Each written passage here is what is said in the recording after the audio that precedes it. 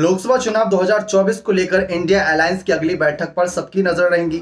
वहां पर seat sharing के फैसले पर मुहर लग सकती है, लेकिन वहां केजरीवाल और कांग्रेस पार्टी के बीच तल्खियां भी बढ़ सकती हैं। इसके पीछे की वजह दिल्ली और पंजाब होने वाला है। जी हाँ, दिल्ली में पहले कांग्रेस की सरकार थी, जहां पर अब आम आदमी पार्टी की सरकार है पिछले 10 सालों से देखा जाए। और पंजाब में अगर पिछले 1-2 साल को देखा जाए तो पहले कांग्रेस थी, उसके बाद आम आदमी पार्टी ने दस्तक दी। तो ऐसे में आम आदमी पार्टी हर उस राज्य में सरकार बनाने की सोची या बनाने में कामयाब हुई जहां पर कांग्रेस की पहले अच्छी खासी सीट या फिर वोट परसेंटेज हुआ करता था। अब जब उनको पता चला, यानी आम आदमी पार्टी को पता चला कि भाई विधानसभा चुनाव में हमें जनता का प्यार मिला है, तो क्यों ना लोकसभा चुनाव में भी हाथ आजमाया जाए। दिल्ली की 7 सीटों पर इस बार आम आदमी पार्टी और कांग्रेस पार्टी कितनी कितनी सीटें पाएंगी, सबकी नजरें पहली बात इस पर रहेगी, क्योंकि अभी तो 7 की 7 सीटें भाजपा के खाते में हैं। उसके बाद पंजाब में भी आम आदमी पार्टी जो 13 सीटें हैं वहां पर भी दावा ठोकेंगी। वैसे तो वहां पर कांग्रेस की मजबूती है उन सीटों पर, लेकिन 2022 के चुनाव के वक्त सबने देखा कि पंजाब में आम आदमी पार्टी ने कमाल कर दिया था। वोट परसेंटेज उनका 42% से ऊपर रहा, जबकि कांग्रेस का 20-22% ही था। तो ये चीज अगर विधानसभा के बाद लोकसभा चुनाव पर भी लागू हुई तो आम आदमी पार्टी सीधे तौर पर इन 20 सीट पर अपने दावा ठोक सकती है।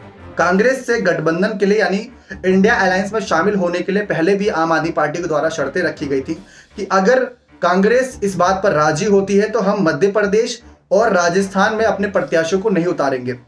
जहां पर कांग्रेस के खिलाफ आम आदमी पार्टी को लगता है कि अगर वे प्रत्याशी उतारेंगे तो उनको वोट मिल सकते हैं, तो ये आम आदमी पार्टी की बड़ी चाल हो सकती है। अब इस बात पर मोहर लग जाएगी। राहुल और सोने ने अगर सहमति जता दी और दूसरी तरफ केजरीवाल ने सहमति जता दी तो बेहतर रहेगा। लेकिन अगर दोनों ही अड़ गए कि कांग्रेस भी चाहती है दिल्ली में अपने कैंडिडेट उतारना और आम आदमी पार्टी भी चाहती है और ठीक वही पंजाब में भी हाल हुआ, तो फिर होगी भिड़ंत। और ऐसे में हो सकता है कि इसकी वजह से ही मनमुटाव बढ़ जाए।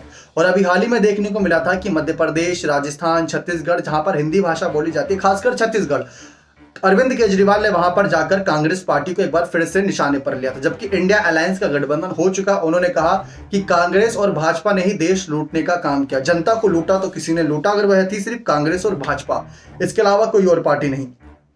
तो उन्होंने जनता को विश्वास जताया कि अगर कल को हमारी सरकार आती है तो हम जनता का जो भी हिसाब रहेगा, जनता का जो भी पैसा आएगा उसको सही जगह लगाएंगे, कोई चोरी नहीं होगी, कोई भ्रष्टाचार नहीं होगा।